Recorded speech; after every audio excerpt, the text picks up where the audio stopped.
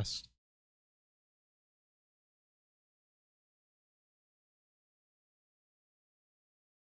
I am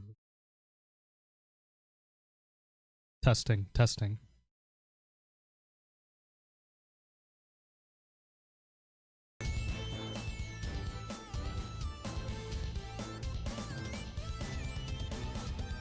Testing, testing, testing.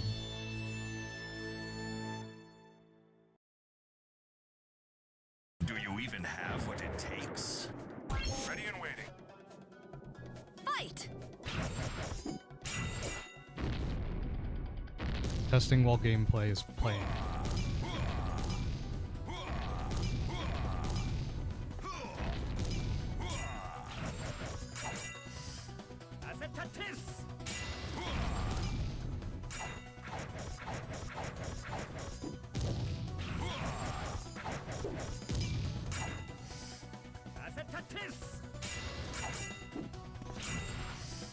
Try to stop me.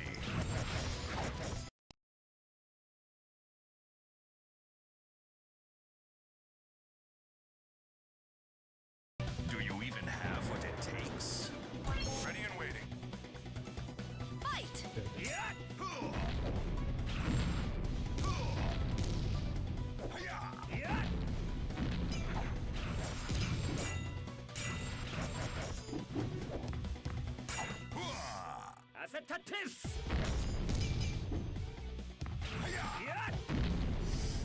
Brace yourself.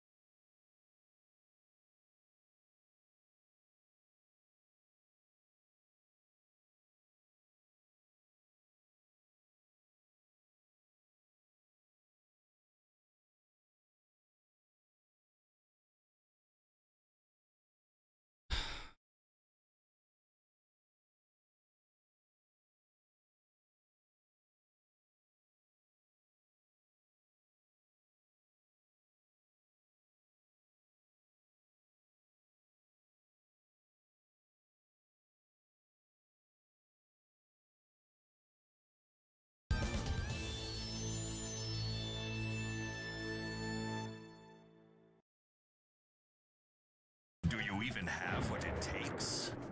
Ready and waiting. Fight!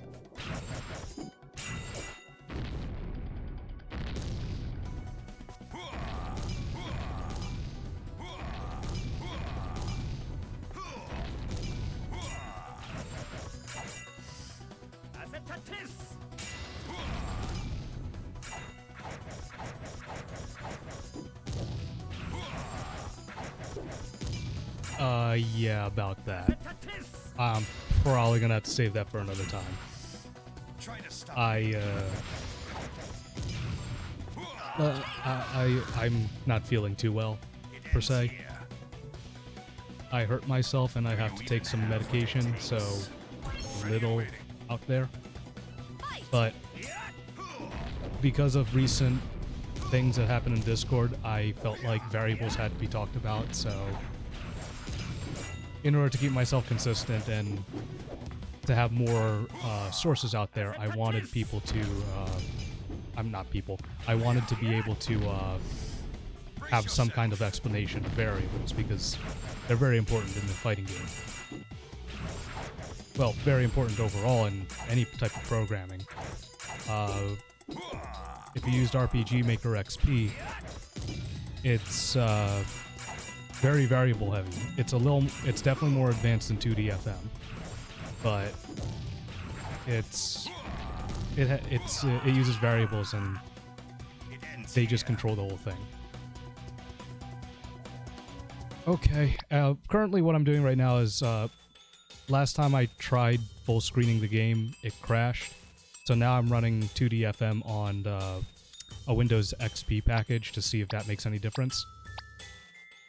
And, well, I'm about to find out. I truly don't know. Because last time I was trying to demonstrate a stage select and it just crashed on me. So, okay, loading screen versus screen. I think it works this time. I'll get started in like, I don't know. What time is it? 7:04. Alexa, set a timer for 10 minutes. Yeah, I'm one of those guys.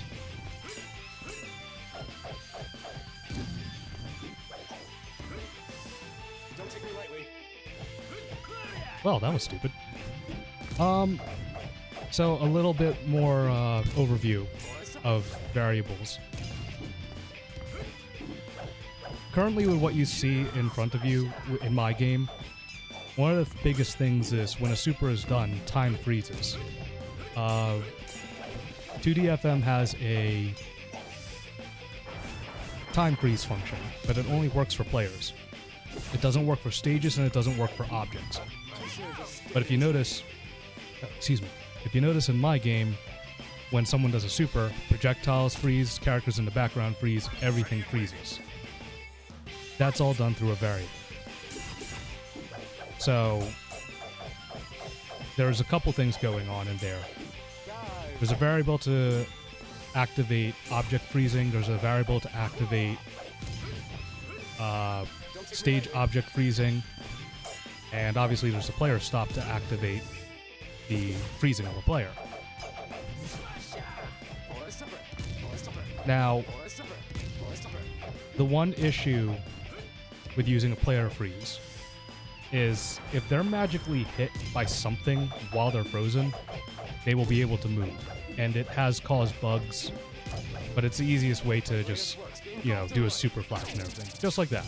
The player froze, the background characters froze. If there was an object, I can guarantee you it would freeze because I'm the one who programmed it.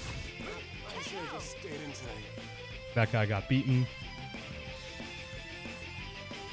Okay, let's see if I can demonstrate stage select. So that was on random, which was this stage, Streets of Hendenmeyer. So let's pick the unknown port, which is not very unknown.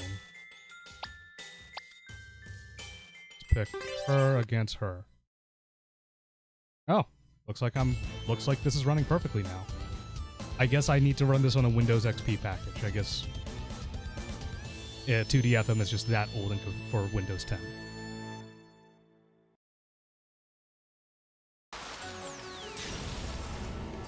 Ready and waiting. This should be fun.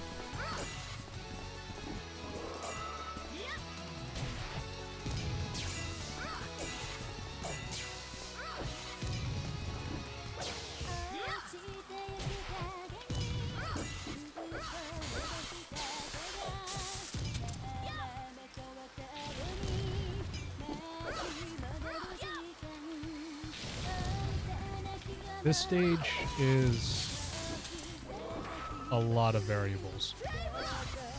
I'm pretty sure someone last stream, I'm having a hard time remembering right now. I'm pretty sure it was 16-bit shooter, but he mentioned that how some stages looked like it was a mess, it was a lot of stuff, a lot of detail, very ornate. Yes, it's a Blaze Blue stage. I mean, no, shush, it's not a Blaze Blue stage. It's a parody stage, I swear. Anyway,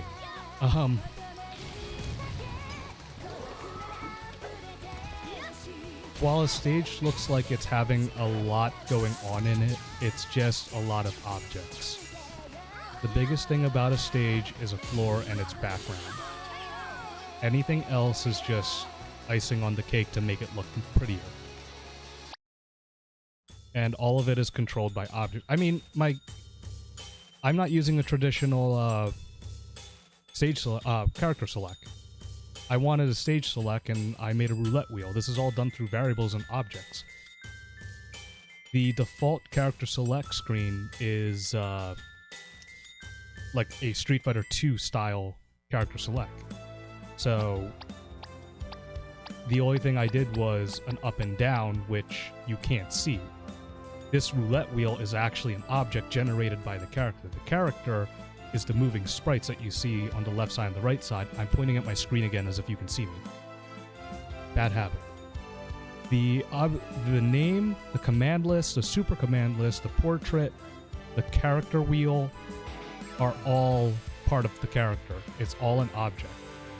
And left and right is actually a variable being added. Each time, it's only player 1 who can choose the stage.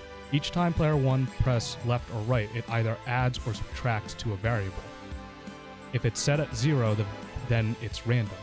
So the second I press left, it -1. That changes the stage. And then when the variable is switched, it will read it, the computer will read it, and then we'll say, oh, it's not the same, now we need to match it. So then it will change the stage. This is done through a system variable. And I'll explain what each variable does. But let's move on to, I don't know, another fight. Let's go to a church. Sure. To demonstrate more stage select. And I remember someone in Discord saying, or asking, is it possible to do a versus screen? Well, tell them to tune into the stream so they constantly see that, yes, it's possible to do a versus stream. Because, yeah, I did it. Other games did it. As I drink coffee.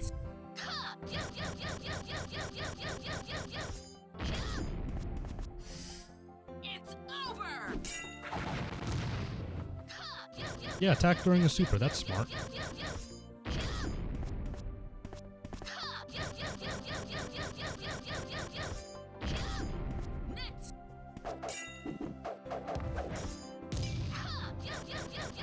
I really gotta fix that. I really gotta get off my lazy butt and fix that. That grab is way too good, way too high priority.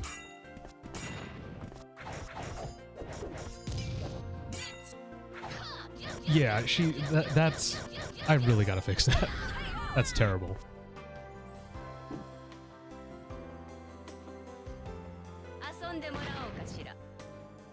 Ready and waiting.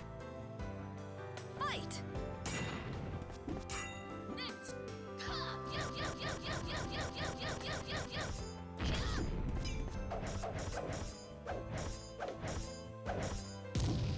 Tech, damn you.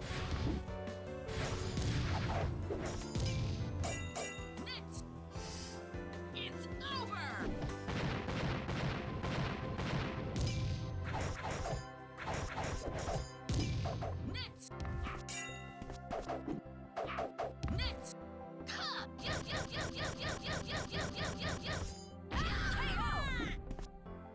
Yeah, that was one-sided. I should probably fix that at some point in the future. She needs to be redone. He needs to be redone. You're fine. I redid you already. You're still under construction, so I can't select you. You need to be redone. You need to be redone. You need to be redone. You need to be redone. You need to be redone. Wow, I need to redo all my characters. Kind of funny. Oh. Pushing Duan doesn't need that much rework. Yes, I'm going to be nerfing a lot of things. I mean, it was playable before, but then when I had a change of mind, I was like... I started doing things, and then I stopped. And then... it just kind of stayed there. and characters were under construction, but then they weren't finished, and the game became unplayable even though it was perfectly fine. A friend suggested that I should have just let it go and let other people make comments and then Do you even have what it change it takes? accordingly. Ready and waiting. Fight!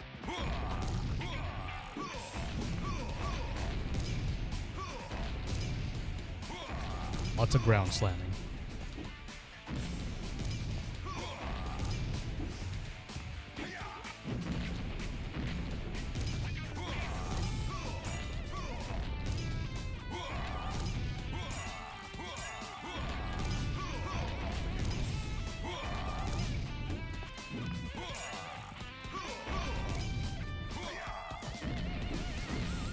Oh, air combos. Look at that three-hit air combo. Technically, it's a one-hit. Do you even have what it takes? Ready and waiting. Fight!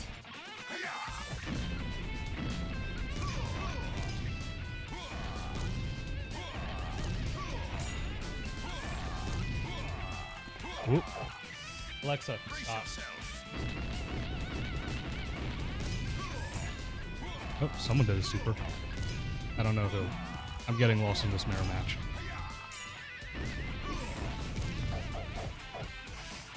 Brace yourself. KO! Okay, player 2 wins. That's not the right button.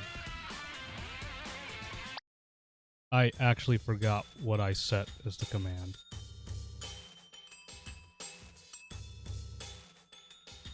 Is that one?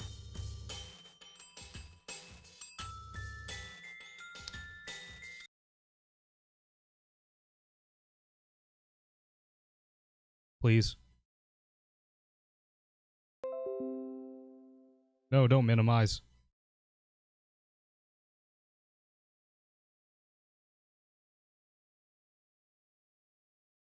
Yes, it is mostly a weapon fighter.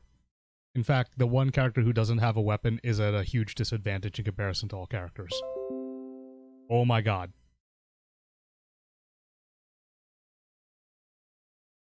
Can I minimize? No, I can't. Okay, fine, go away.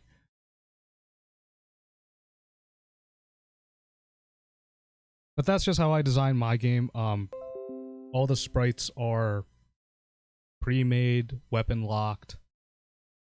So this type of, I mean, Soshinde and Aganto literally have the same base sprite if you look at them. Where is it? Nope, not there. I'll find it. I'll find it. There it is. Yeah, look at that. They're essentially the same. They just have a different weapon and different clothes, but they have the same sprite. Wonga is the same thing. He's just a blown up version.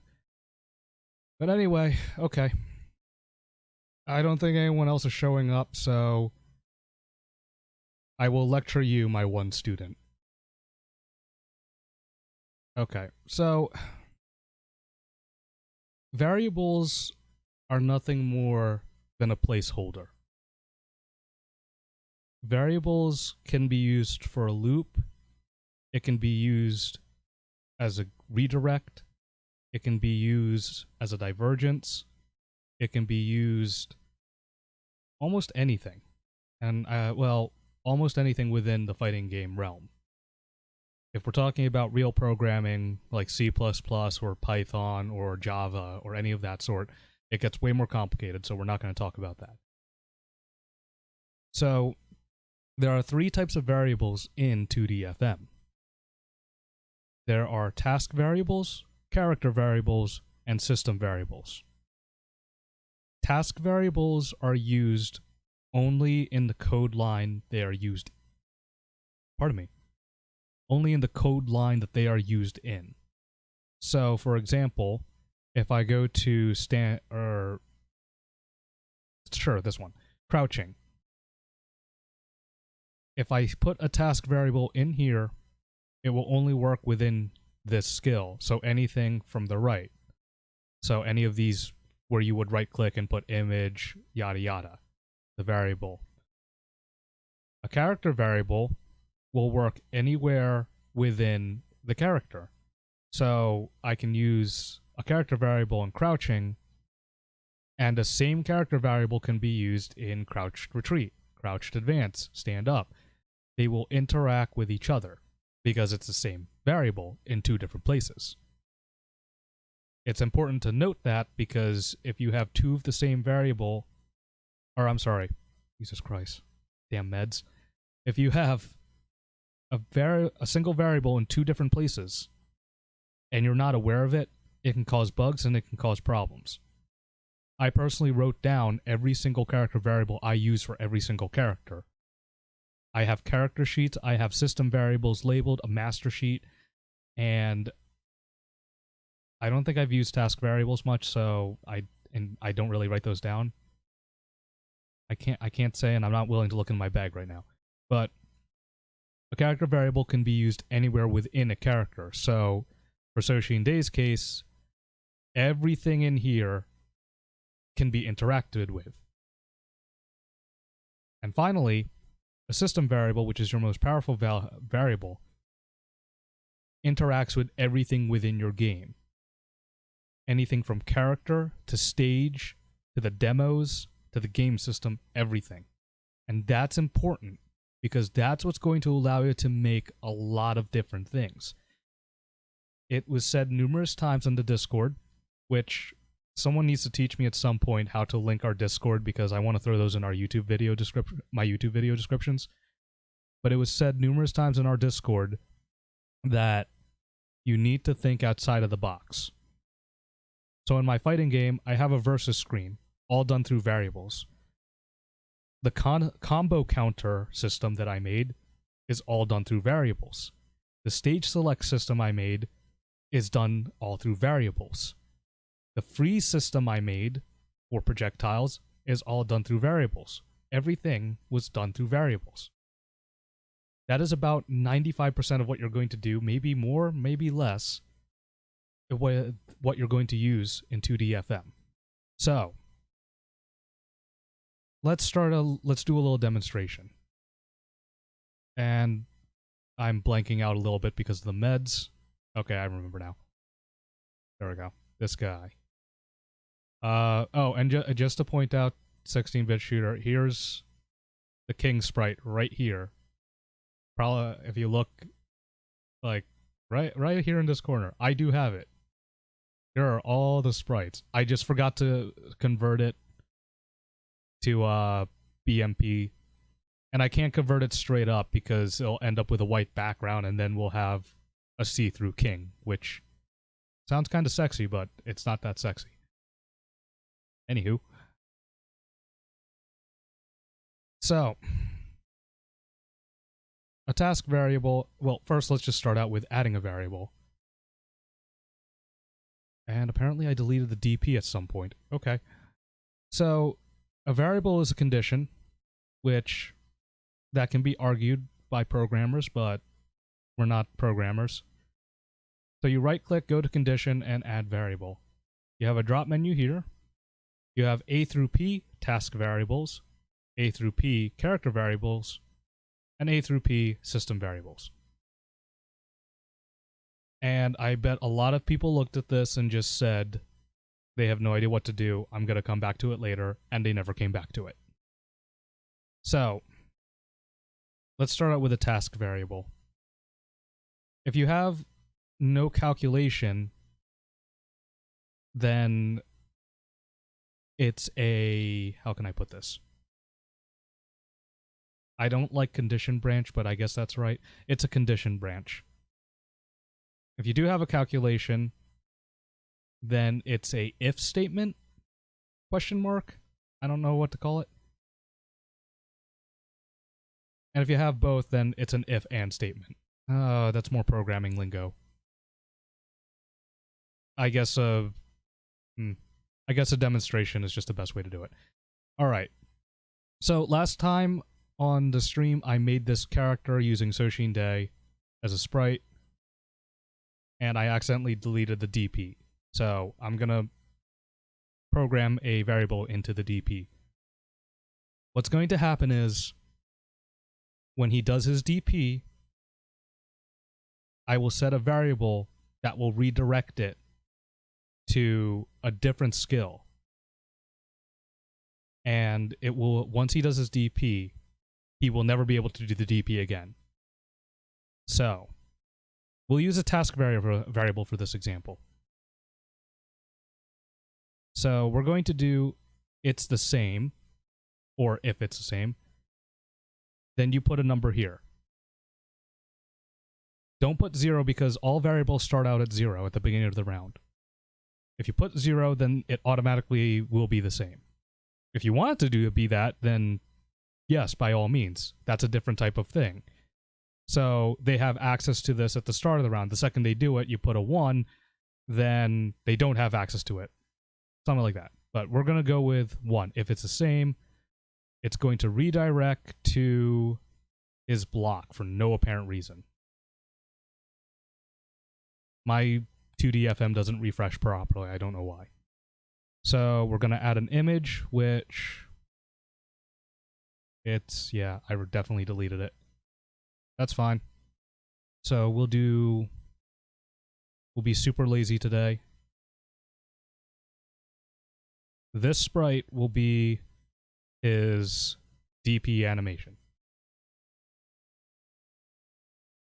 Copy, paste. And I'm going to make it last 25 frames. So, this is how it's going to be read by the computer. You're going to input the DP, which I believe we put a Dragon Punch. Yep, Dragon Punch. You're going to input the DP. It will go to this skill. It will read this variable first, and it will ask itself, is it the same? Currently, the task variable A is at 0. Is it the same as 1? No. So it's going to continue reading into the defense frames, into the image. To make it redirect now,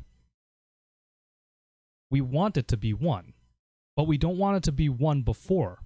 So we're going to put the condition of the same variable, task variable A, replace 1. So now what's happening is, it's the same? No. I'm going to add to task variable 1. And then it's going to read the images. When it goes again, is it the same? Task variable 1 is now the same. My condition has been met. I am redirecting to block. So theoretically, if my brain is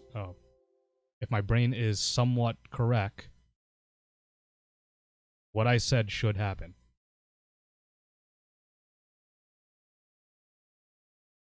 Okay. Whoa. Big screen. There we go. Huh. It seems some of my game magically... Oh, wait. I know the problem.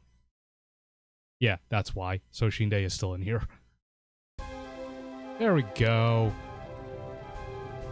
Alright. So, DP. I messed up. Okay, he did his DP. You saw him pose. Now, as you can see, I can't do it again. It goes to block because the variable is redirecting him. I thought 25 frames would last longer. Let's put it at 100 frames so it lasts a solid 1 second. So you can actually see he's doing a DP. Or his DP, quote unquote. See, he was posing. Now I will do the same exact thing, but now it's going to go to his block animation.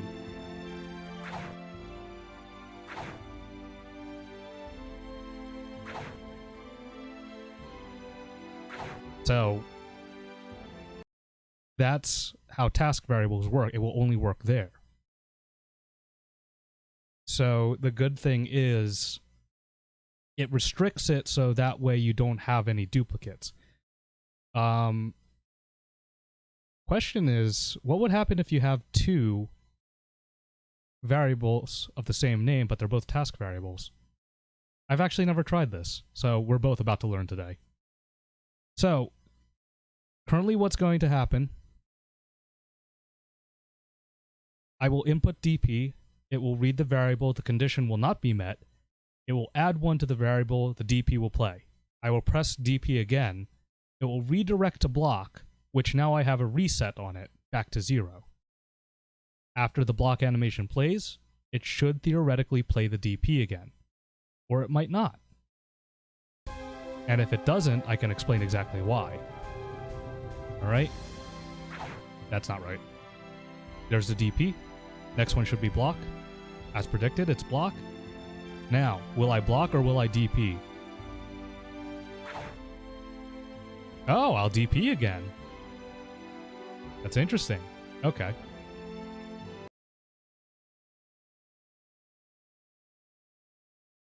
So, if you have a task variable somewhere else within the character, as long as it's interacting properly, you're okay.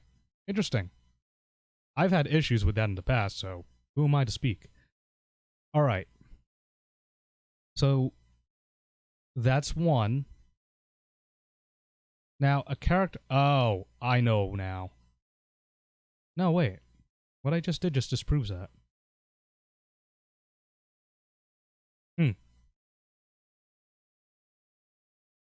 Let me just cheat for a second. Oh, I lied. I do use task variables.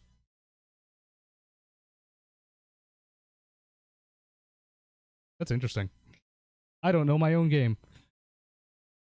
Anyway. Alright, moving on. A character variable. It can be used anywhere within the character. So, let's delete this. We're going to keep our DP as the example. We're going to add a variable here. And we're going to go with character variable A. So, what this does is it replaces, it can be used anywhere. It will activate anywhere, as long as it's within this character. So, character variable A. We'll do the same thing. If this variable as a condition branch, if this is the same, we'll do the same thing. No, let's do something different. If it's above 0, because remember, all variables start at 0. If it's above 0, we will have it redirect to block. And remember, what I'm doing, you don't necessarily need to... You don't necessarily need to have this redirect to a specific thing. I'm just doing block because it's there. Block is nothing more than a skill. A block is the same as DP, is the same as strong stand. Strong attack is the same as weak attack. So,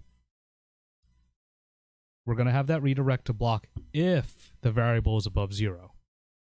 So here, in DP, we're going to add 1. So every time I use DP, it's going to add 1 to the counter, and weak stand will always go back to block, will redirect to block.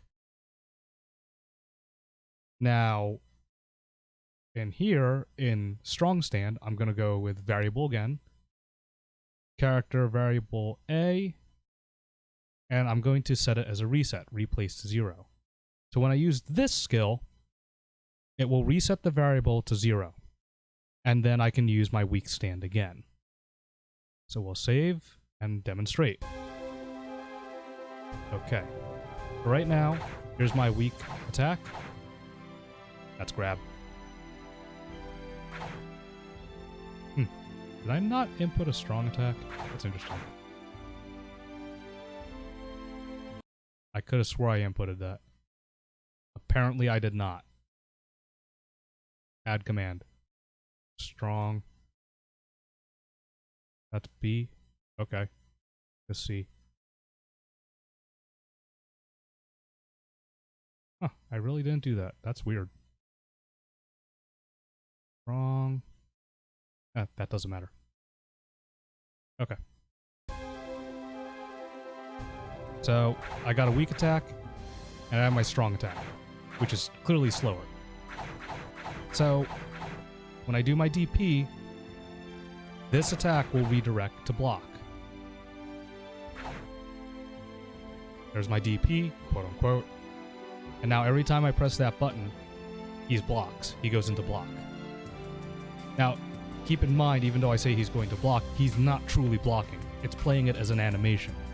Your block is only made as the block skill. So, if I press that and he goes into that block animation, he's not actually blocking. Oh, there's a button. So, as you see, he took damage even though he was blocking, quote unquote. Now, if I input DP again, that's not right. There's DP. He's still in block animation. That is because now the variable is at 2, which is above 0. To reset it, I put it in heavy attack. So there's my heavy attack, and now I can weak attack again because the variable is now set to 0. If we DP again, DP, now I'm back to blocking.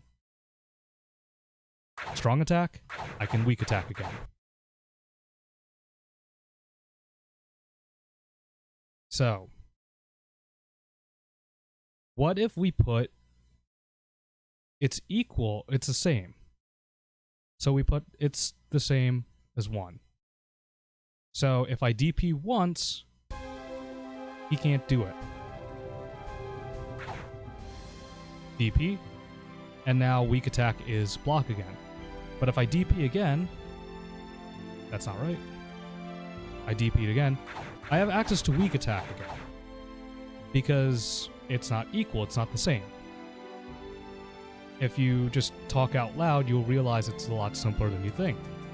Not you guys specifically, but, you know, it's simple. If the variable is set to 1 and is set to 0, I add 1, it now equals 1. Is it the same? Yes. I do the attack again. It adds 1 to 1, so now it's at 2. Is it the same? No. Therefore, I can weak attack again.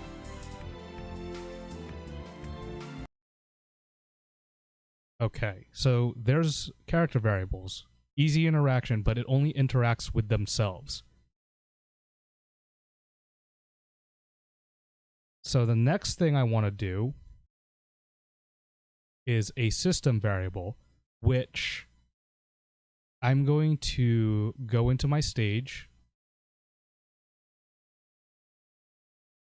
Oh, I have this stage uploaded. That's perfect. Okay. Fudge, what'd I just do? I deleted something that wasn't supposed to be deleted. Damn, right click. Okay. Variable. What is it? H?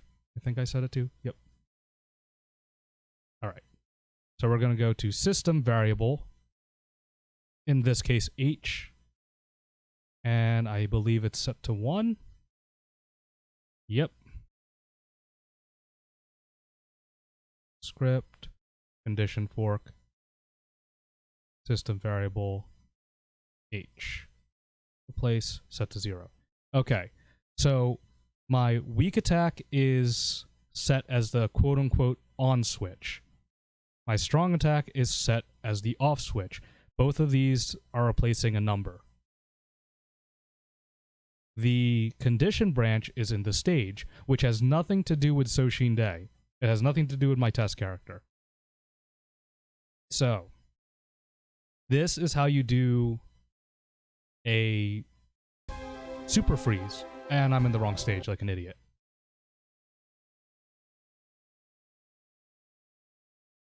So, we have rain in this stage, which is constantly moving.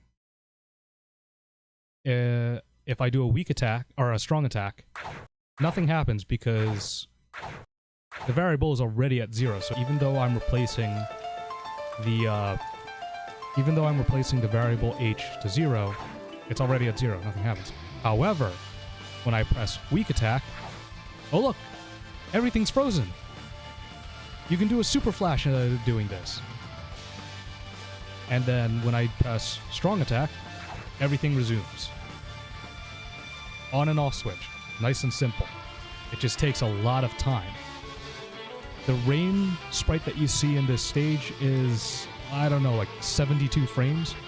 In between those 72 frames, I have a variable that's waiting.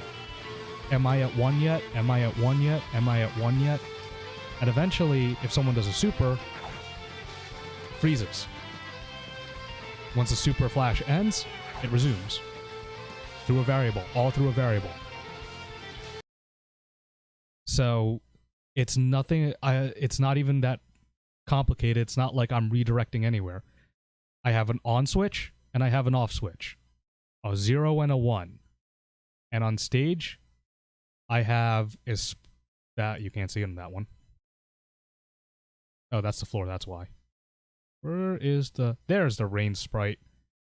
I don't know if you can see it on the stream. It looks pretty dark on my screen. But you can see the rain, and right after the sprite, here's a variable, condition, 1. And if it's met, it goes to script 85, which is all the way out here. Oops, that's not 85. That's 85. Which is, as you can see, here's a loop that sends it back to the beginning. 85 right here is only met when the variable is there. Here's a still image, another variable waiting for it to go back to 0, and then a loop that sends it back to this image. And it'll keep looping that image until the variable is back at 0. Now, for me, I kind of cheated because this is rain. No one is going to know that every time it freezes, it goes to the same rain sprite. Like, unless I pointed that out, I don't think anyone would have guessed. So, Frozen, kind of ingrained that in your memory. Yeah, it's the same exact sprite. It's the same exact picture, but no one will ever know, except for the people watching this stream. So that's how you use a system variable. And as you saw in my game, I have the combo counter in the bottom of the first player life bar and the bottom of the bottom of the second player life bar. Again, variables. Those are system variables. So a more advanced thing that is very important is who is player 1 and player 2. That's where I was using task variables. So download any of Kisuke's or Acid's template characters, and you will find this in there because this is how I learned it. So we have a variable. Actually, in here I have 3. This is interesting.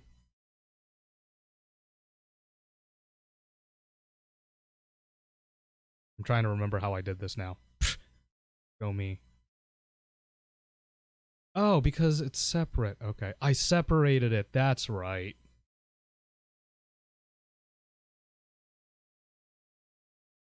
Okay. So, this is a combination of task variables and... Can I stop the music with the rain? Yes? Maybe? Question mark?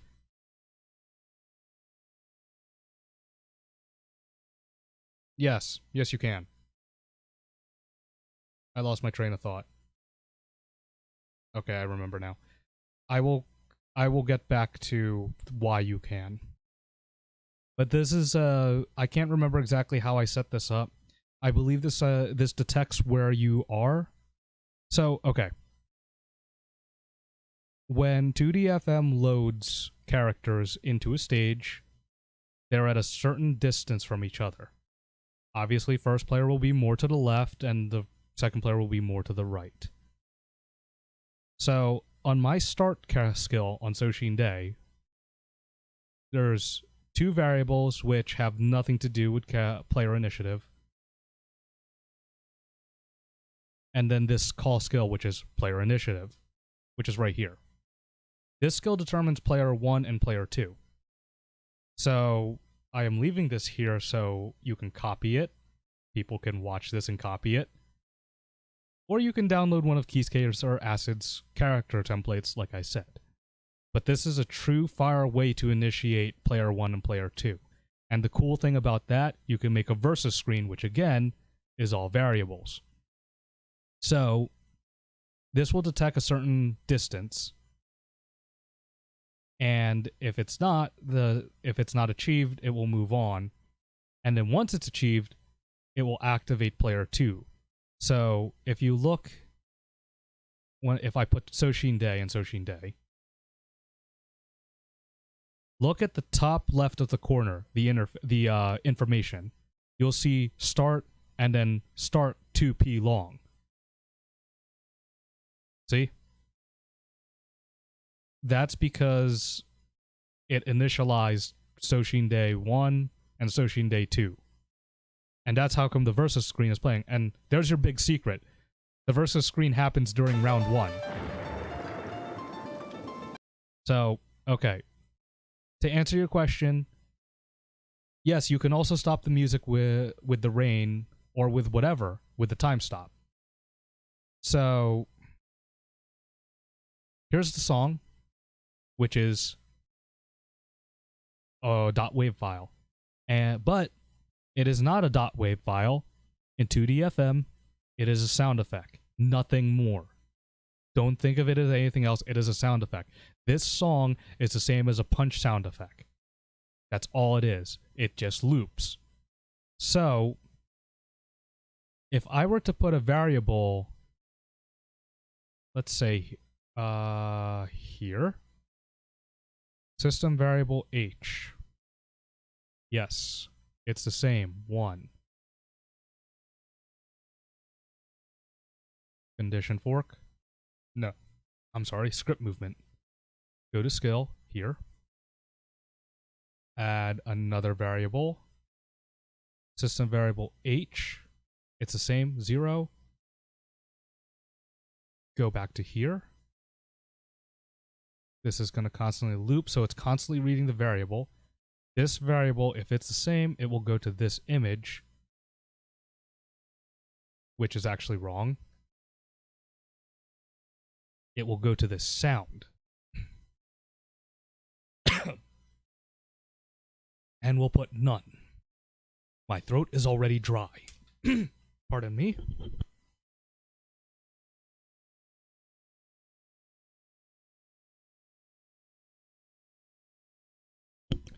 All right. Nope, still pretty dry. Anyway. So, currently this first script, it reads a variable. It reads the number of rounds. So, if the number of rounds is above 4, it's going to skip to script 7, cell 4, or line 4, code 4, whatever you want to call it. So, it's round 1. It's not above. So, it's going to read this image, which I have a wait of 16 seconds for my versus screen. It'll play the music. It'll read this image. It'll see this variable, which it's not the same as 1. So it'll go to this loop. This loop is set to 4. So it'll go to 1, 2, 3, 4, this image, and then it'll keep looping these 3 cells. Once variable H turns to 1, it will loop, run into this variable, see it's the same as 1, then jump to here, number 7, which now has none selected. This will replace, theoretically, this sound, because it's in the same skill. Then it'll continue to move here to this image, then to this variable. It's not the same as 0, it's currently as 1. It'll hit this loop will go to 7, or I'm sorry, 8, and it'll keep looping this until I turn it off. So I turn it off, let's say, hits 0, this goes back to 2. This is 2, which now I realize is going to be a stupid thing. Let's loop it to 3. It'll hit the sound, and it'll continue looping as normal. Theoretically. All theoretically. I never say anything I'm not... I never say anything I'm sure of because I'm always unsure. So, currently, this is our off switch. And I'm waiting for the music to start. There it is.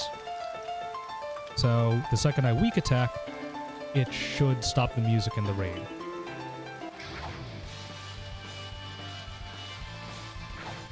Huh, hold on. Something be wrong. Oh, I deleted it, didn't I? I did delete it. Variable H, replace 1, copy, paste, replace 0. All right, round 2. Ah, I made a funny.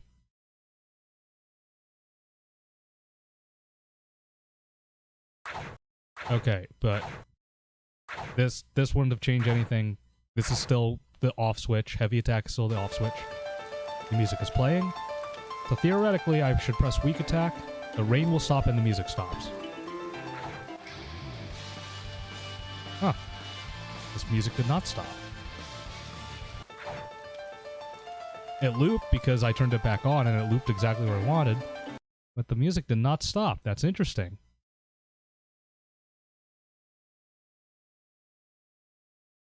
What if I convert it to another WAV file?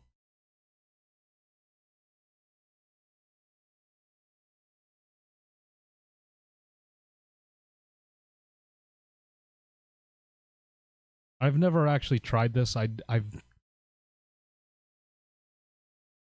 guess the only game I've played where the music changes mid-fight is Blaze Blue Cross Tag Battle. Okay, the music's playing.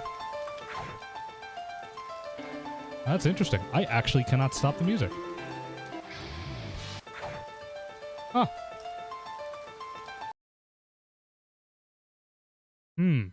So now we get to problem solve this together.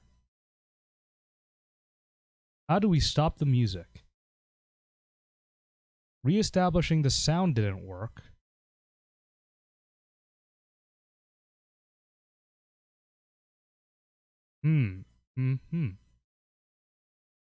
How can we stop the sound? Maybe it needs another frame to initialize. You'd be surprised how often you just need an image of one frame just to have something work.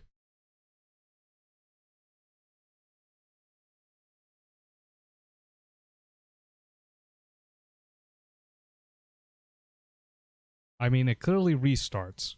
When I start the rain again, the song restarts. But when I try to stop it, it doesn't stop. Waiting for the song. Okay, there's the song. No, it's not stopping. That's very interesting.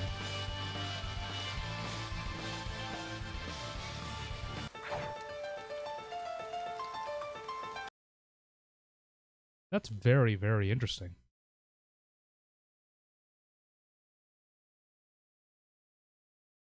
Well, I guess I'll explore that to some other time, 16-bit shooter, because I can't explain it. Because normally in a character sound, if you have two sounds within one skill, the second sound supersedes it.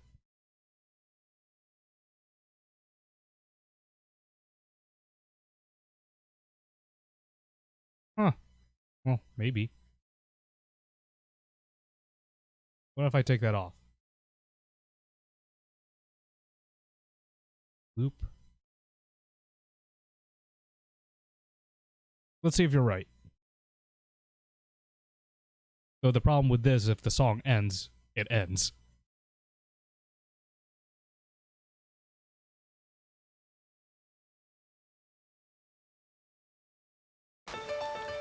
Okay. No, that didn't stop it either. I took off the loop, it didn't stop.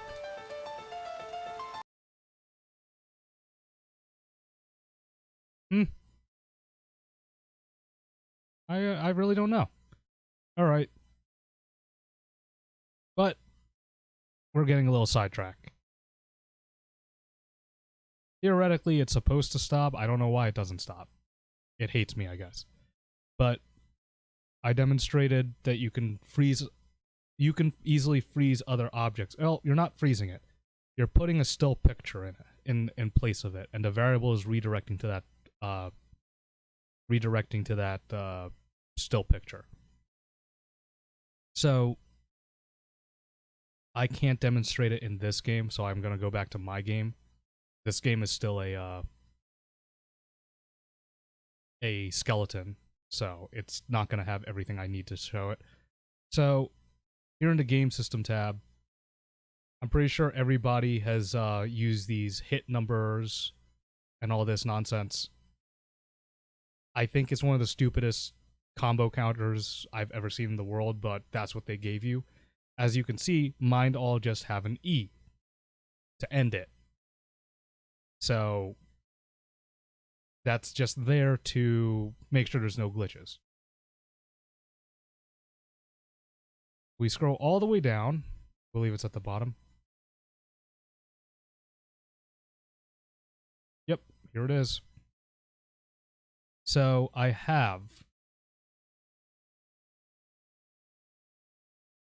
Here's the... Oh, that's the over.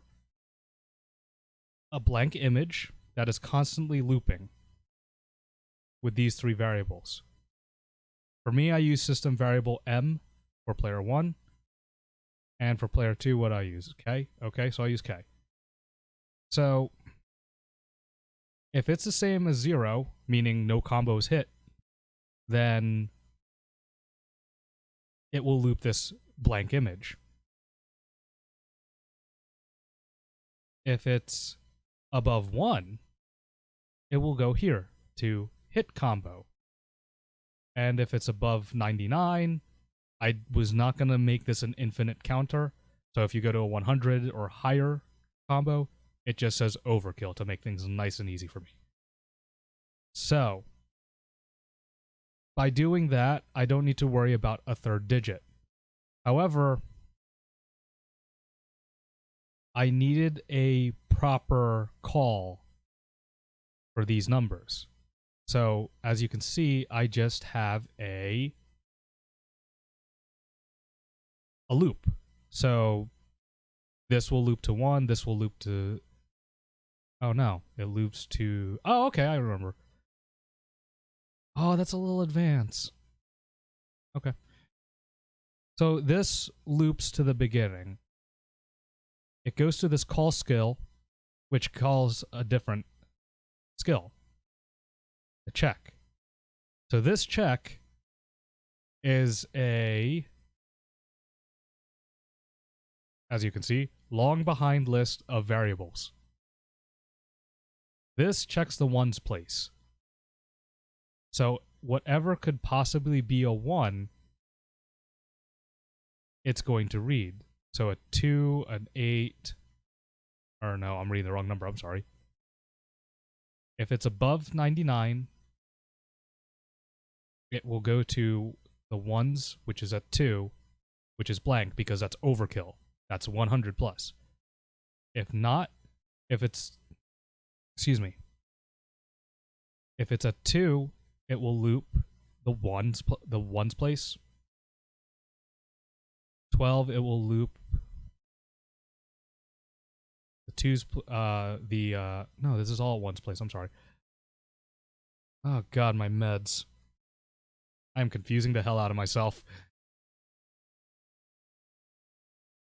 Okay, starting over. Jesus Christ. 1P ones. It goes to number 8.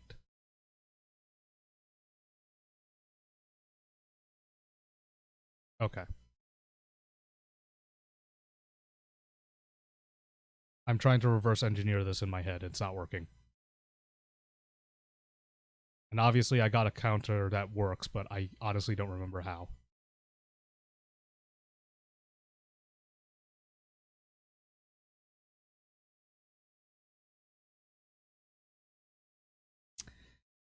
Okay.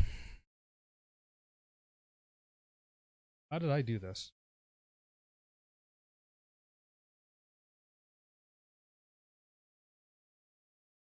So we got a call skill that's going into the variable check.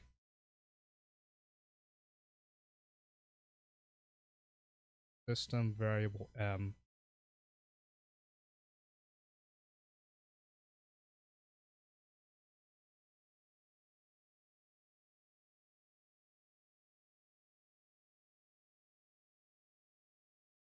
Oh, okay.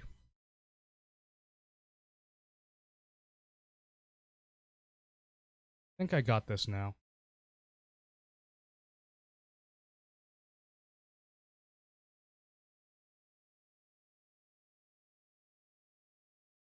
Okay, I had to do it for every digit. Should we just say it's magic and run? I wish I could, but no, there's a reason for everything. So, in my character screen, or in my characters, every time they get hit, it adds a variable. So, nope, I didn't put it there. I put it in the hit spark. Okay. Oh yeah, that I guess that's smart.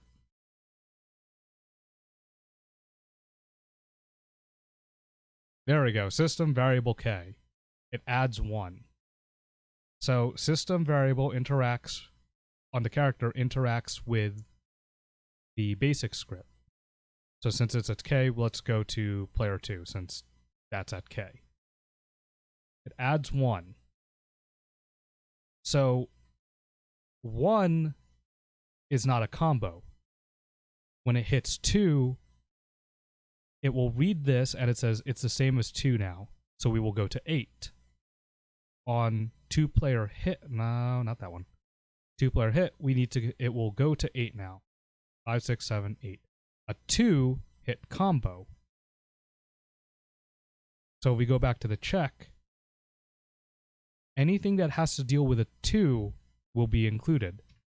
So if this is a 2-hit combo, a 12-hit combo, which includes a 2, will make the 2 reappear. Same thing with a 22, a 32, a 42, and etc. But if it's a number 3, now the computer will look at this and go, it's not the same. Then it'll look at this, it's not the same, and so on and so on and so on until 92. It's not the same. Once it hits 3, look, there's number 3. I'm going to display 2P1s. So I'll go to 2P1s and go to number 10. And there's your number 3. I knew I had a reason for this. So basically I subdivided each number into what it's supposed to be. The first one is the combo over 100? No, that's pretty immediate. The next one is, are there any 2s? The next one is, are there any 3s? Then, are there any 4s? Are there any 5s? Are there any 6s? And this is all for just the first place, the 1s place. Then we have the 10s, which does the same thing. So, the first one here is there a 10? Is there an 11, 12, 13? Because that 1 will always appear in those places. Same thing with here, the 20s. 21, 22, 23, etc., etc. So, where this actually appears, if I can scroll up,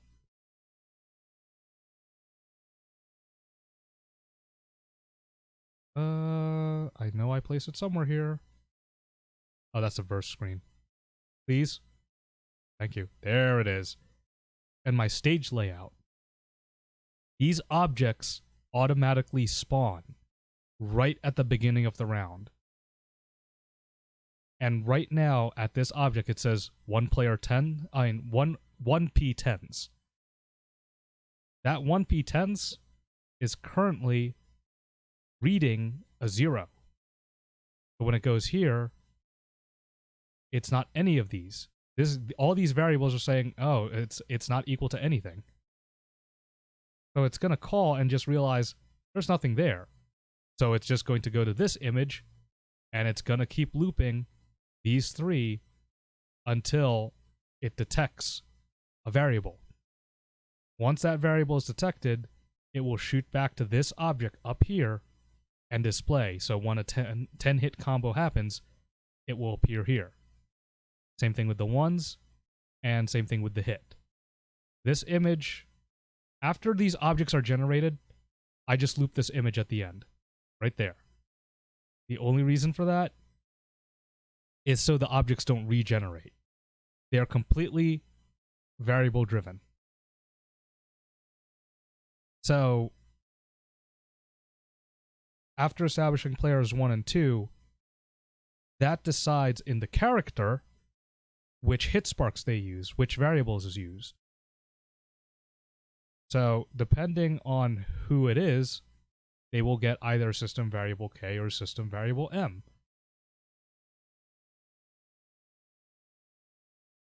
Now, let's go to... Okay. That's what I was looking for. Oh, I magically coded it into one thing. Sure, that works too. So, if the character is read as player 1, it will... Or, sorry, player 2, it will go to /effect3. Here is /effect3. System variable K, which is 1. And then from here, I'll go to this loop. It will go to 6, which is skipping system variable M. And it goes to the sound. Because we don't want player 1 to hit player 2, and then all of a sudden player 2 is getting a combo counter. This go to skips over this variable and goes straight to the sound and just plays the rest of the / animation. Now, if the character is not the same as 1, meaning it's player 2 doing the combo, it'll go here instead. It'll go to /effect5. So 3, 4, 5. So player 1 is M, so his counter is going to go up. Now it's at +1. It skipped over this because of the variable. I think someone's coming to my door. I'm not sure. Should I ready my weapon? Anyway. Oh, there it is. I will be right back.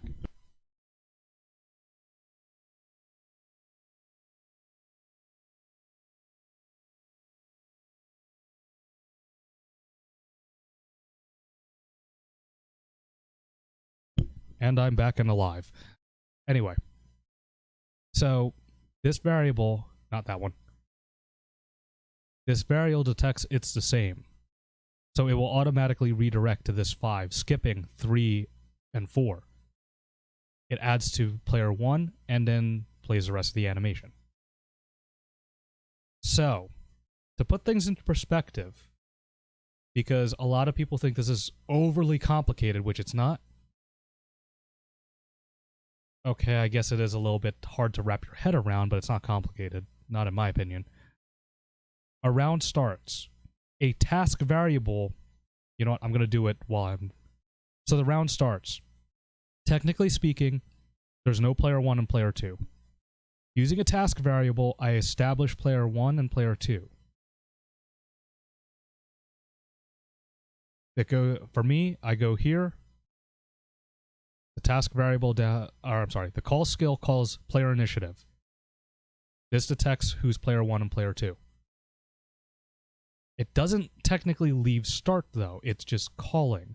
When you call a skill, you never left the skill. The code never left the skill it started on. So right now, at every round, it always goes to start. So we have the task variable, which just reads if it's round 1 or round 2. That's what these two variables are. Don't mind those. The call skill, which again, I'm going to be slow here so people can copy this, because I think everyone should have this in their game. It makes it a whole lot better. This detects if it's player 1. If it's player 1, it will go to initiative or player initiative 4, which will add 2 to, in my case, character variable, or rather it will replace. Player 2 technically loads second, so he's going to run the same program or code line. You don't know, millisecond, microseconds, picoseconds, whatever you want. He is behind player 1. So he's going to get to this call skill. It'll read. It'll go here and say, oh, I'm player 2 now. So then that will make this variable right here, make him, because it's now character variable C, was set by player 1 to 2. So player 2 will redirect here to start 2P. Now that we've gotten that out of the way, the round starts, and as the round is starting, all my stages, because I made it part of the stage layout, this is part of the health bars, the special bars. So I didn't program this within the stage. I programmed this within my basic script. While the player characters are doing their animation, the round is starting. All these objects load for the hit counters. Now the match has started. A combo has started from player 1, and now a system variable from player 1 activates a hit spark. Here we go. A hit spark. This activates a system variable to communicate with my basic script on how many times this person has been hit. My counter will respond with that with a system variable, I believe. Yep, a system variable. Oh, the same system variable. That's right. I just went over this. The same system variable is the hit spark to communicate with my combo counter. Once the combo ends, the character, I programmed it with the get up animation. The second this hits, where is it? The combo ends. Or did I not put it in this one? Did I not put a reset on this one?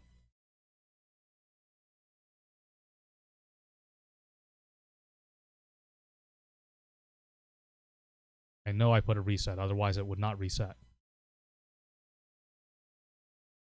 Oh, I put in the object probably.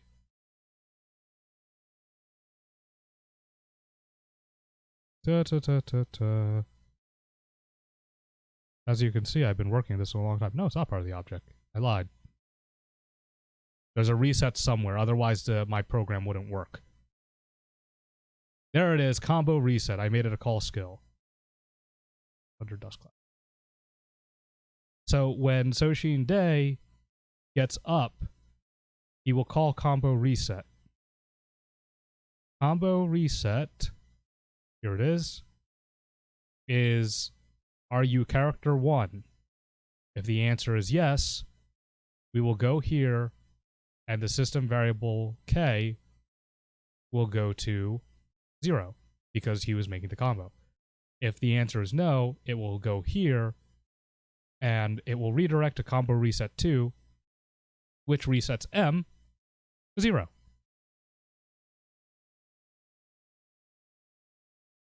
So that probably went over a lot of people's heads, whether you're watching this live or on YouTube. But I don't expect you to figure this thing out overnight. Well, you can. This is, again, as I said earlier in the video, this is not C++, Python, Java, or whatever. A variable is nothing more than a placeholder. You only are dealing with numbers. So, I would first, to anyone watching, I would first try to start with initializing player 1 and 2. So when you get a... No, don't save. When you make a new game, or a game you're working on, it looks like this. There's our skeleton game from earlier. The first thing you can do, right under start, is just make a brand new skill. 2P start.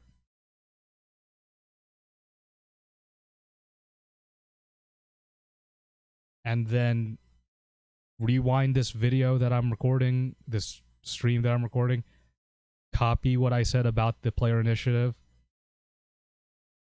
and make it work. Actually, make that skill 2. And then just establish player 1 and 2. If you start from there, your world will change. In the case of combos similar to MVC, I take it you just move the variable elsewhere.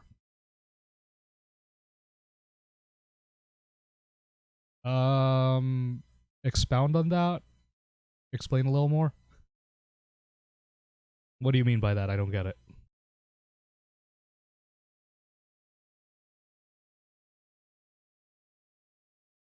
In the case of combos similar to MVC, I take it you just move the...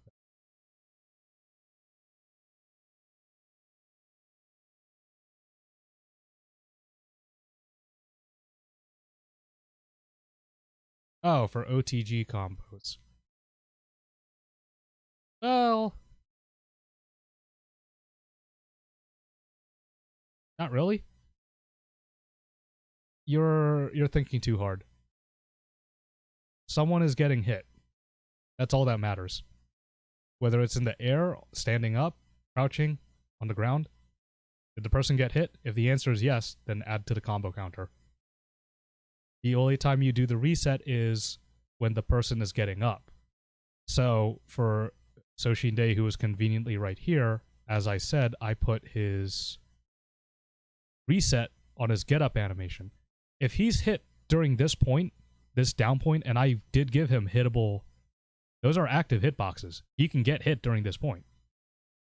If he's hit before this reset happens, the combo will still go on. But the second he gets to this frame where he's in the crouching state, then the combo resets because he's in the get up. And out of fairness, I'm pretty sure every fighting game in existence, all get up animations, you're invincible. And if you're not, then it's probably a stupid fighting game. Like Blaze Blue Cross Tag Battle. God knows why there's get up animations that you're not invincible in. So, yeah, don't overthink it. An OTG combo is the same thing as a regular combo as if they're standing. An air combo is the same thing as if they're standing. It's all the same. You just need to know where you need, for this example, the combo counters, you need to know exactly when to turn it on and off. For you, it's probably going to be different from me than what I did. You might have it at a completely different place. Some people, for simplicity's sake, I decided to put it right as the person gets up. So you saw in my game that they can tech. So somewhere around here, okay, here's my tech. There's the combo reset. The second they tech, the combo reset happens. Wow, that happens really fast. Let's not use that one. It's somewhere around here. What? Nope. Unused. There it is, back tech. So, as you can see, he's kind of jumping back.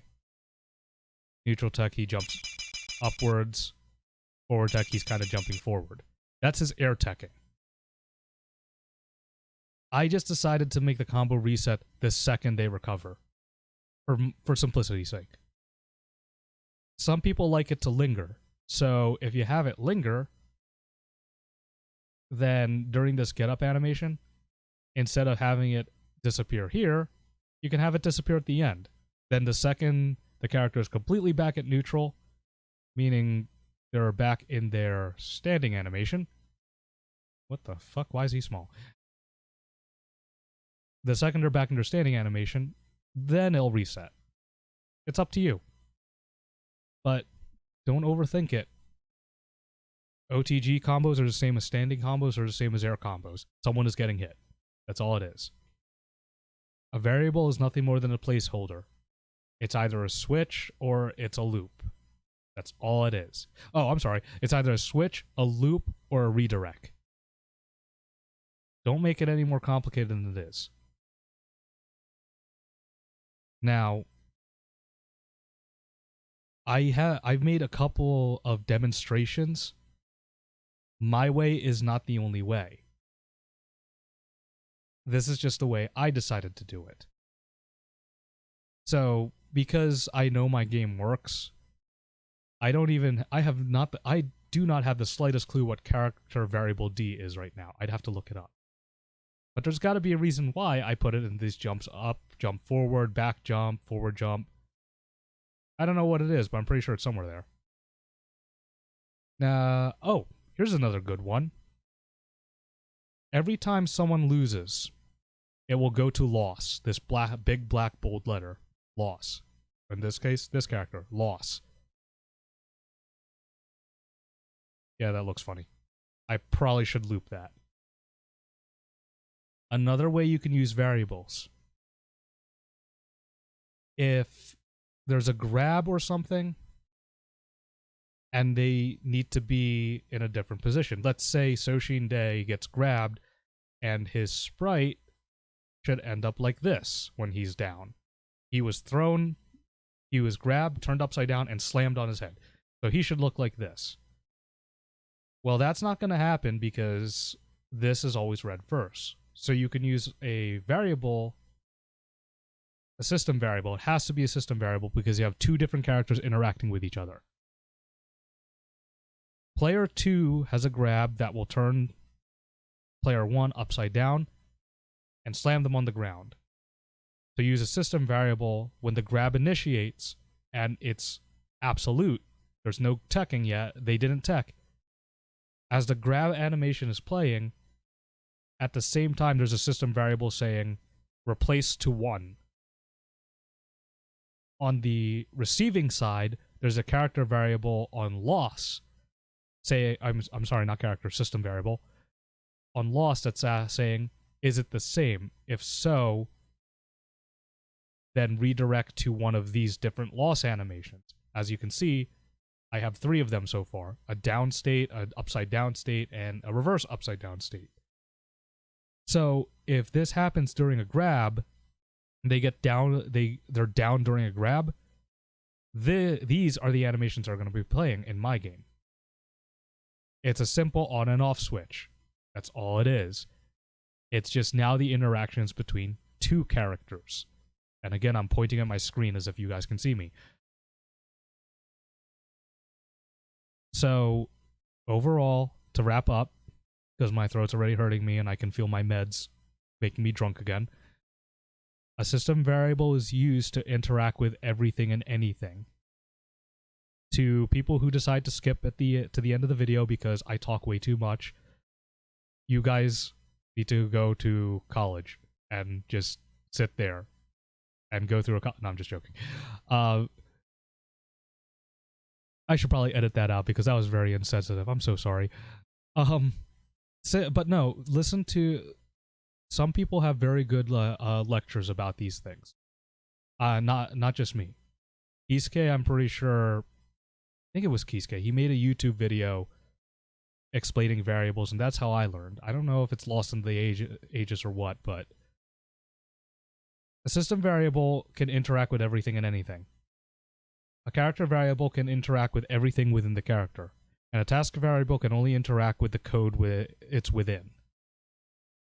You can reestablish a task variable in a different line, but as that code is being played, that task variable will only be used in that line. So you have to keep that in mind. You just need to think very simple. Always think that it's just an on and off switch, it's just a redirect, it's just a loop. It's nothing complicated. It's nothing complicated. So, if you watch the video, replay it, whatever, there are some ideas. I showed you how to make a stage freeze, character freeze. Oh, that's another thing. And in this video, you're referring to the fireball one? What fireball one?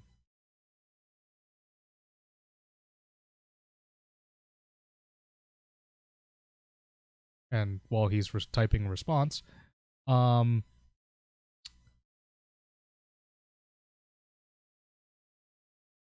those of you who want to who wants projectiles to freeze as a super flash happens, you have to be aware.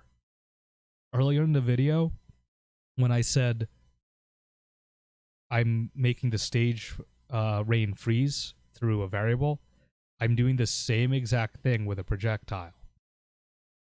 So if the projectile is not parented to the player, you need to go into... I'm pretty sure he has a projectile somewhere in here. Yeah.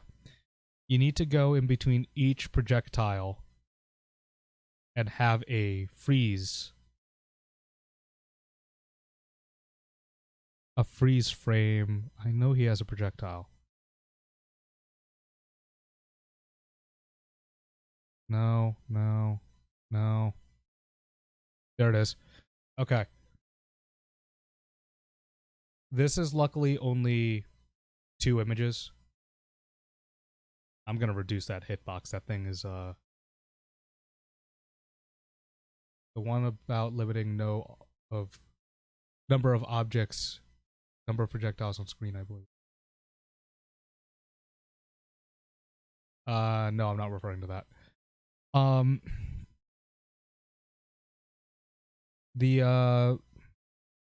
god, I can't think.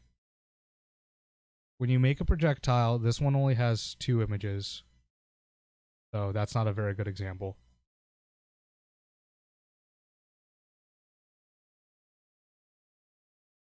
I know he has a beam projectile, an actual beam projectile. I just need to find it because I can't seem to find it. Which is weird. I know he has it. There it is. So, this projectile... That's annoying. It's a short-range projectile, but it has 3 frames. The purple, the orange, and the red. Or pink. So, it travels a short distance, but if someone does a super midway of this projectile traveling, it has to freeze. So there's a variable right here. If someone does a super, system variable H for me kicks in. If it's the same, this will redirect to the freeze, which I coded it to be in the back like an idiot. Don't do that. Make it a separate skill. So this will go to 29, which is right here. 29 will stop the movement. It will show an image. It has a variable, one waiting for it to go back to normal. Then it will go to this loop, which will loop to 30, 31, loop, 30, 31, loop, until the system variable goes back to 0. Once it reaches 0, it will go back to here, the 2, re-adds the movement, and then it will continue the skill as normal. You need to put a system variable if you want to freeze in between each frame. You just have to. And if you have like a image that lasts 105 seconds, but you want it to freeze, because, you know, something like this. Yeah, a slow-moving projectile like that, it's stupid, but some people do it, and it's 1 frame, just to be lazy. If you have something like that, it will play play all those frames before it actually gets to the variable. So you're going to need to break up this 105 frames into 5 frames each, and put a variable in between each frame. Is it the same? Is it the same? Is it the same? Is it the same? Is it the same? And only then will you achieve an actual freeze frame. Which, that's what I did right here. This rain effect. There's a variable between each image of this rain. I'll just spread that like this. Each image has a variable in between. And each one of those variables are asking, is it the same? So you need to be aware of that if you're making a projectile. It's not just put a variable in the beginning and after the image. Well, if you have 5 different images in there, all 5 images will play until it gets to that variable. You're going to need to put it in between each variable. So literally make a skill like this, super, and then right under it, super freeze. That way you don't confuse yourself. Don't put it in one code line like I did. That's probably ergonomic, but putting in more and labeling more is a lot better. Things won't get lost. So there is my long lecture of variables. It lasted a lot longer than I thought. But with this basic knowledge of variables, I can guarantee you can take your game to the next level. And this one is all about experimentation. You have a lot of freedom with this. It's not like detect skill, landing, crouching, whatever. Did you do anything to deal with if the projectile clashes with another projectile, just out of curiosity? Yes. For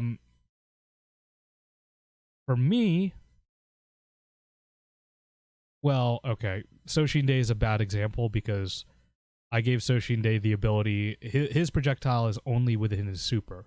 So this large-ass projectile that shoots out only happens when he has a super. I made this projectile able to eat other projectiles. But, I can show you real quick. What normally happens in 2D FM is if you have that's the wrong place. If you have a projectile, most people's first instinct is to just make an attack box. Because that's what a projectile is, isn't it? It's an attack that's an object. Well, you're half right. But in order for projectiles to clash with each other, they need to interact with each other. That's why when I did my first stream, I hesitated in calling this a defense frame, because it's not really a defense frame. This bullet sprite, which now that I'm looking at is really small, so we'll go to a bigger one. Look at him, he's down. He's just presenting himself. Whoa, that's not one we want to use. Where is Twister? Twister, here we go. So this projectile has... Okay, it's red. Of course it's red. Guess we're not using that either. Oh, Michelle, you have a green projectile. There we go. That works perfectly. It's a standard Hadouken. So this is one of those one-frame projectiles I was talking about. It only has one image, and then the collide image. So we have a attack box, and we have a quote-unquote defense box. The reason why earlier in my first stream I think I called it the interaction box is I used it with an object. It's not used with just players. This is important. Whether you do an attack box and a detect box inside, or Kisuke does it the other way around, he does the detect box outside and the attack box inside. You must keep the ratio the same. So for me, my detect boxes are 2 points smaller than my attack box. So my attack box is 48 by 50. So my detect box is 46 by 48. So what will happen is when these two collide, this right here, the attack hits or defending, it will detect that and it will go immediately into the collision. So in this case, it's this spark. And it's just hitting the wall. But it will only detect that if it has a interaction box, this FD in 2D FM. So this big behind box, if we go back to this girl and her bullet projectile, tiny behind box, but my ratio is still exactly the same. The attack box, 24 by 20. The defense box, 22 by 18, minus 2. So the reason why I did it this way is because if I did it Keyscade's way, with the way I designed my game, people would grab projectiles because the detect box is outside. So I reversed it. It works exactly the same way, but it works for my system. If you design grabs the same way I do and make a grab and actually attack, wow, that came out weird. If you do grabs my way and make it an attack instead of using the game system common images, which, as you can see, like I said, I didn't use, then you have to program your projectiles the same way I do.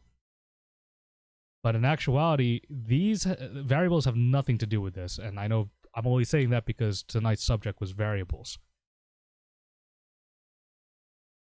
But you must keep some kind of ratio with all your projectiles. So in my case, it was -2 from the base box. And no matter how big, like you can see Soshin Dwan's, you can barely see it. His projectile is huge. So his box is a lot smaller.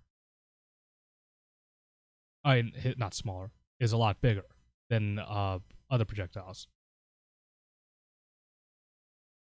But it will collide and it will negate with everybody else. Grabbing projectiles does sound like a fun mechanic, to be honest. Well, Akaman from Blaze Blue series. You could program him with the same thing. If he attacks a projectile, he can generate his quote-unquote his own projectile, that black void. In 2D FM, that's how you would do it. Have him quote-unquote grab the projectile. And then have it redirect to something else. That requires a variable. Especially since if you want him to be the only one to do it. But as you can see, if I scroll through all my characters, you're going to see a lot of V's. Just pause the video at any point. There's V's everywhere in my code. These variables just drive everything. Character variables, system variables, task variables. It will open up a lot more. In my first video, I made a skeleton that gets you up and running. It's not going to satisfy you. I can guarantee that much. As I said midway, at the beginning, towards the end, first establish... No, I mean literally let the character grab and throw the projectile. Yeah, that does sound kind of fun, actually. Actually, wait, I think I played a fighting game that did that. I don't remember the name, but it was a 3D fighting game and it was a 2.5D. My friend wanted to play a joke, so he picked up a sword and I said, hey, I want the sword. Okay, you can have mine. So he threw his sword at me and I flinched, I pressed some button, and I ended up catching the sword. Pretty funny. But anyway, I know that's not exactly what you mean, but same process.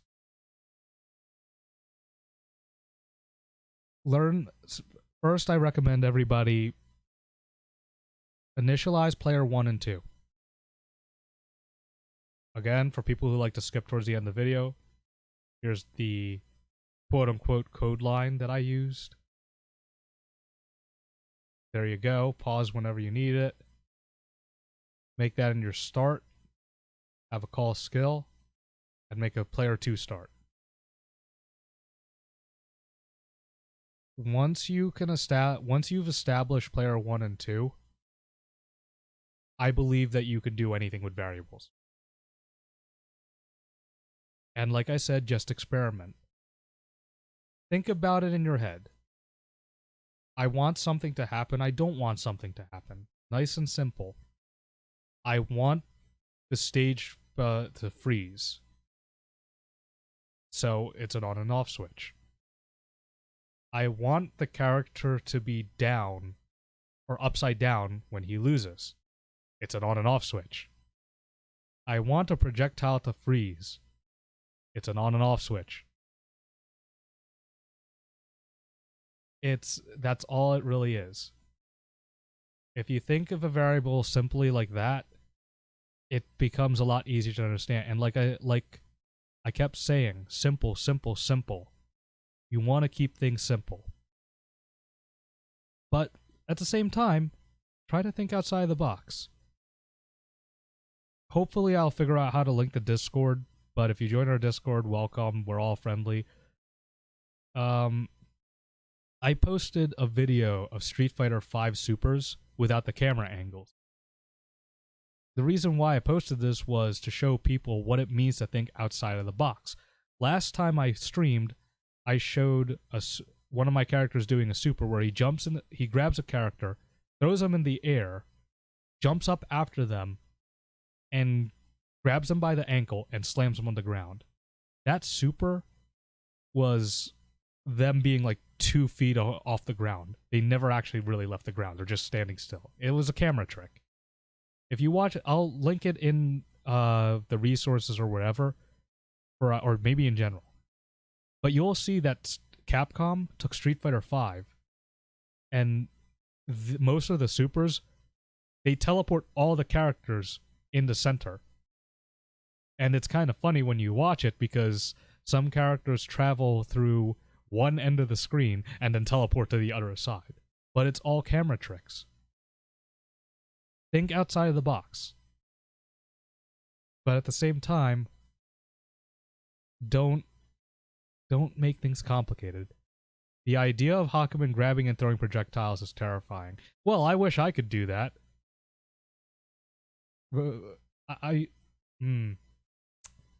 Someone complained that Azrael didn't do enough damage in cross-tag battle.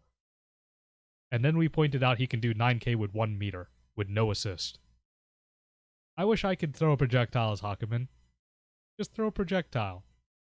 Every time I do 5B, I shoot a beam. Anyway, that's more of a tangent. I think I've talked about variables enough. It took me about an hour and with a couple of tangents taken and my meds making me blank out half the time. Oh look, I have a 4th viewer and too bad I'm wrapping up. I'm sorry. I'm not being sarcastic. I'm actually sorry. But yeah. Watch the video, and this is, again, it ended up being more of a philosophy thing. Don't overcomplicate the variables. Just think about what you want to do, what you can use the variable for. 9 times out of 10, it's just an on and off switch. Pretty much everything I showed you was an on and off switch. How you go around it is a different story, and it may be different than how I do it. So, good luck, and have fun. I will upload this to YouTube, and will we ever talk about the C block? I'm not sure I understand it. C block. Are you talking about the cancel block? Cancels. Cancel condition? This thing? At least he got his question in before I stopped streaming.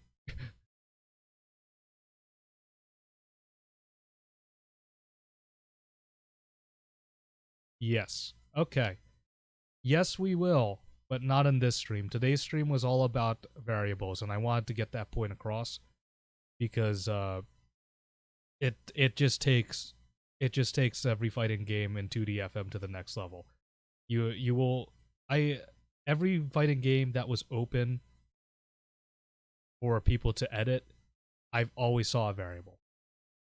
So practice with your variables, make sure that you can master them, make sure you can do whatever you can with them. And if you have any questions, Discord will be in the description when I upload this to YouTube. Join us there. And if you're a content creator and you want to help make these tutorial videos because I'm currently dying, joke.